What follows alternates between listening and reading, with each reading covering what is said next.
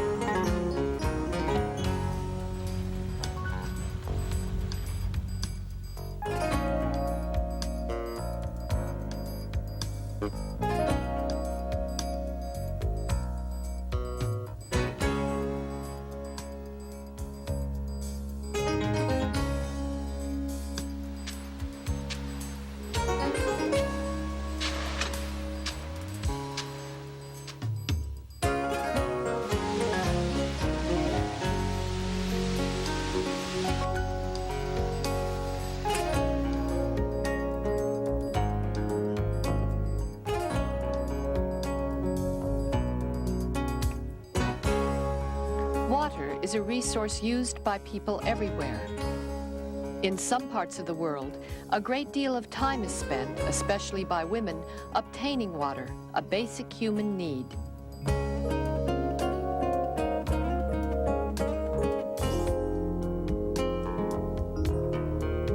Often, the water is not clean, making it dangerous to drink. Today, efforts are being made to improve water supplies by using new methods of obtaining and storing water. When new methods are adopted, there are always consequences. What are some of the consequences for people when they adopt new ways of doing things? What happens when a vital resource like water is used in a new way? This program will examine the question, what are the consequences of change, by first focusing on Tunisia, a country in the region of North Africa, Southwest Asia.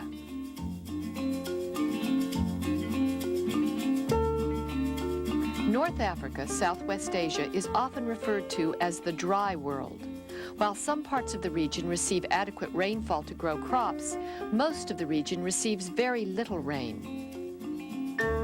The region is covered with desert and dry grasslands, including the Sahara in North Africa. A major problem in the region is finding water and making it available for people to use.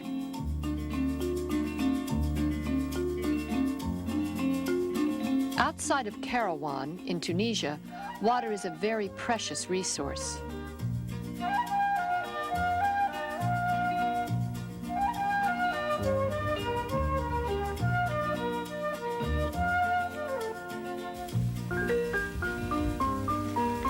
As Rashid and his grandfather work their fields, they talk about how getting enough water has always been a challenge.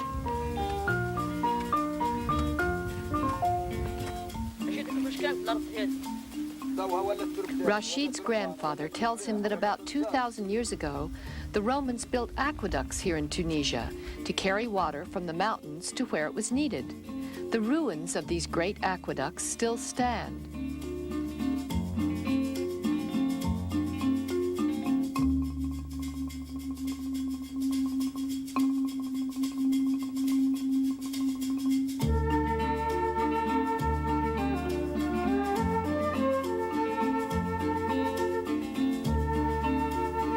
When I was a boy, grandfather continues, women and children spent most of their time carrying water home from those places where it could be found.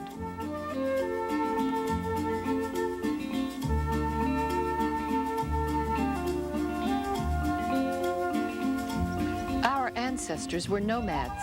They constantly moved their flocks to the water. Many of our people are still nomads today.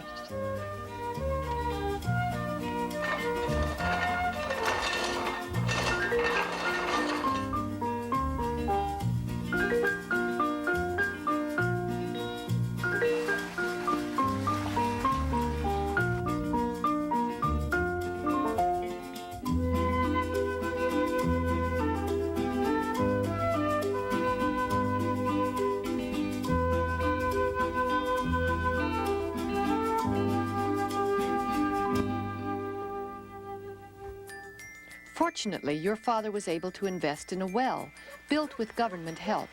Now we have a constant supply of fresh, clean water on our land.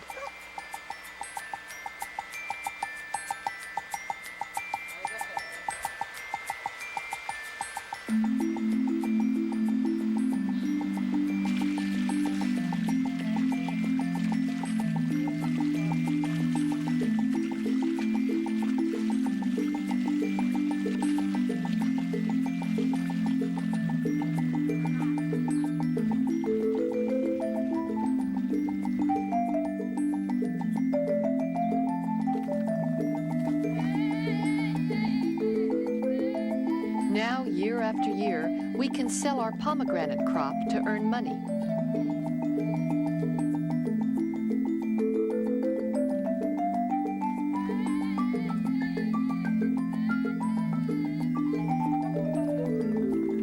The well provides clean, safe water in which to bathe and to drink.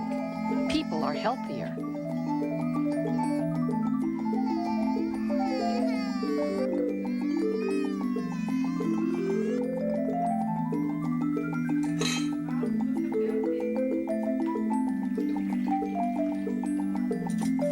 Also, because your mother doesn't have to carry water all the time, she can do things she enjoys, like weaving. And you have more time to study and to go to school.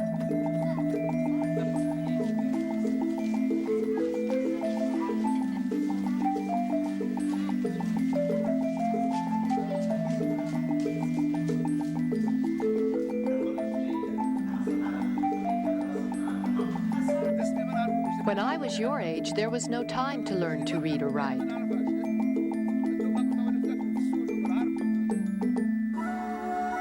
The grandfather adds that in other parts of the country, dams have been built to capture what rainfall there is.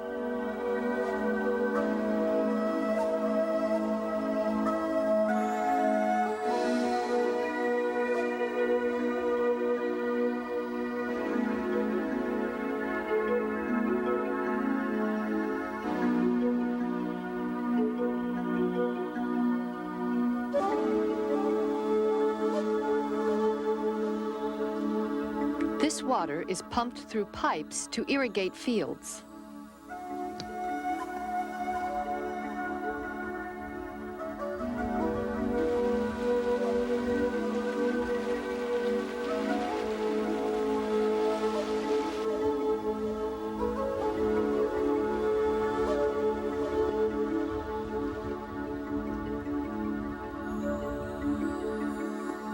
It is also purified for use in the cities.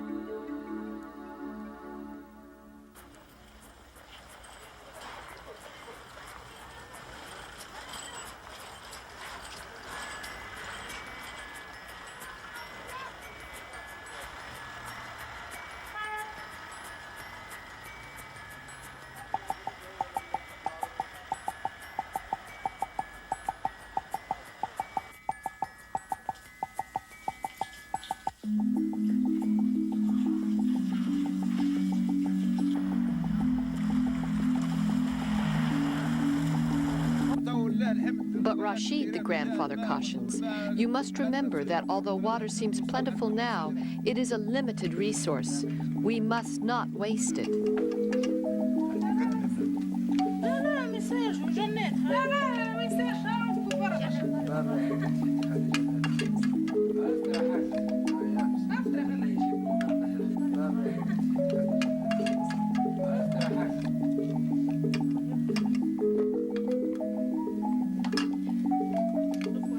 Now you have seen some of the consequences of adopting new ways of handling water in Tunisia.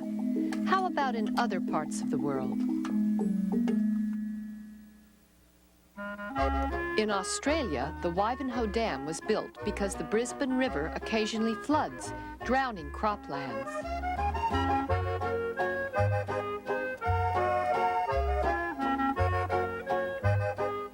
With the dam in place, the water can be managed.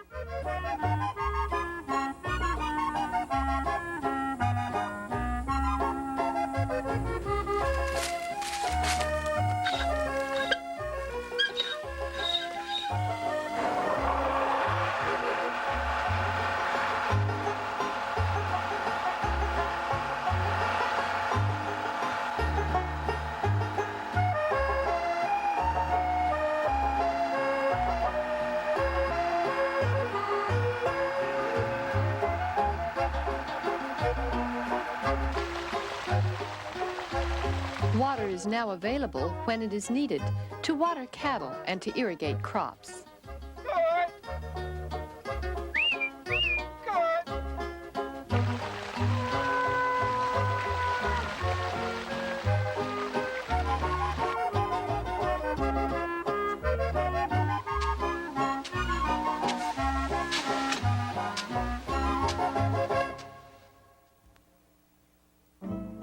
In Brazil, near the Iguaçu Falls, the Itiapu Ben Nacional Dam was built cooperatively by the neighboring countries of Brazil and Paraguay. The main purpose of the dam is to generate electricity.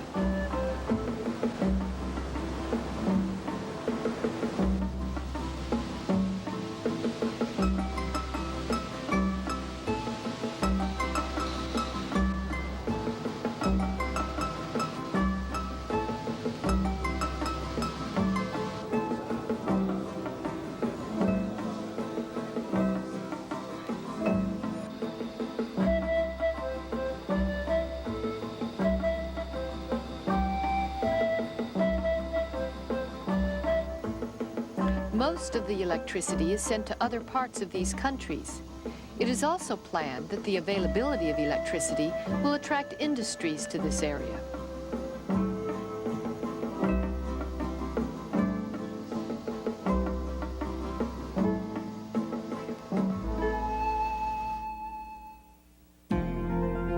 In the United States, in California's Central Valley, dams and waterways were built to manage water in an arid region.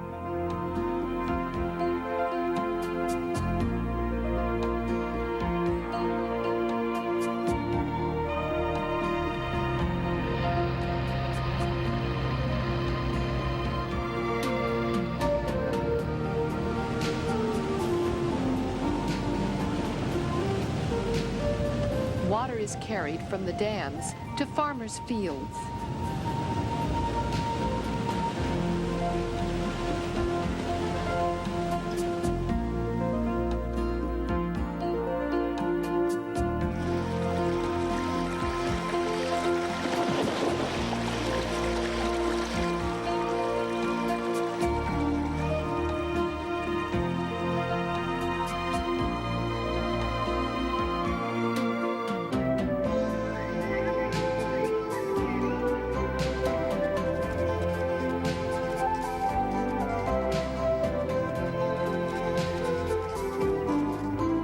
The water from the dams is also used for recreational purposes, to generate electricity for the cities,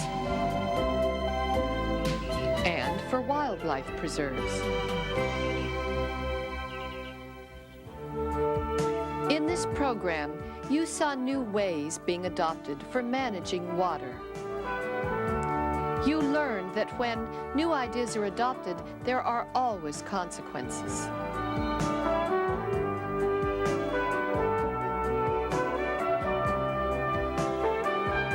How are these people's lives affected by change?